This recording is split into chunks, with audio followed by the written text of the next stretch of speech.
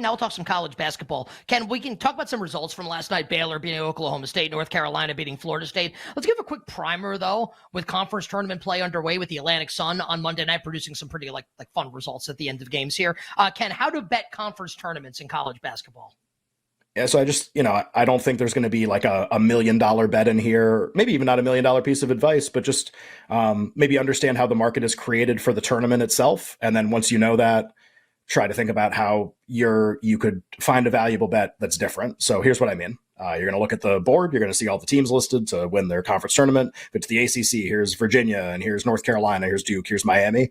All these teams with prices next to them. Those prices are essentially determined. Basically, a tournament is like a closed system. I think I'm using that correctly, where like all the possibilities are known. We know who's going to play who. We know what percentage of the time the quarter is going to be these teams, what percentage of the time the semifinal is going to be. It's all known, as opposed to think about the start of an NFL season. We don't have any clue who's making the playoffs. So the prices kind of float. They're just kind of random because we don't know who's making it yet, and we don't know what the path are. We know the path here for every team. So the price in the futures market is just like a simulated tournament. This team's going to win about this much of the time using like kind of the rating for each team. So if it's just like, a pretty smart way to do it, okay, like how could you find a valuable bet if that's the case? If the conference tournament's being priced that way, which is the right way to do it, how could you find a valuable bet? Are there things about the conference tournament this year that are different than how the conference tournament normally is? Maybe the conference is introducing buys for the first time and they've never done that before. Maybe they're changing where the games are being played, even from neutral site to neutral site. Maybe that's really close to where some of the schools play. Maybe some of the schools have played there before. Maybe the final is on a home team's court and then the rest of the games are somewhere else. Nuances and intricacies that are maybe new or are tough to figure out. They create more randomness or they're tougher to solve. That can be kind of interesting. Something like, a team like injuries would obviously be part of it. A team is getting a player back that they didn't have in the regular season. That's probably going to be reflected in the market. Is it being appropriately reflected? Should the team be getting even more credit? In some of the individual first round matchups, if there's like 8 teams in the tournament, is there like a specific matchup that's always like death for one team where they like really struggle historically over a large sample against an opponent? Okay, then maybe that game is, you feel a little more likely you're going to get that result, whatever.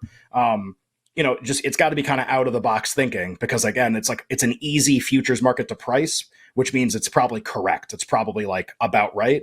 If you do like a team, even if just like I'm a fan of Duke and I want to bet Duke to win the ACC, or I'm a fan of Villanova and I want to bet Villanova to win the Big East, just keep in mind that futures prices have more what's called hold in them. When the sportsbook is making more money off of you betting into that than if you bet an individual game. They make more money. It's obscure because the prices are all there, but they're making more money off your bet and you're getting less back.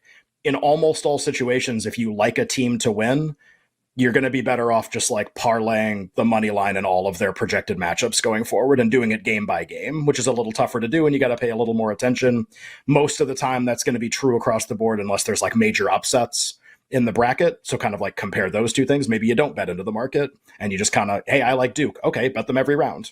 Like just bet them every round. There's no need to lay the price on them to win the tournament. So it can be really fun to bet these things. They're crazy in a lot of situations.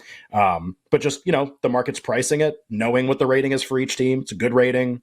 We know all the projected matchups. Got to think outside the box to find what's new, what's different about this tournament versus the way the tournament normally takes place. The BetQL app has insights into every college basketball conference tournament game. Head to the BetQL app, click on games, filter by conference to see all of today's best bets.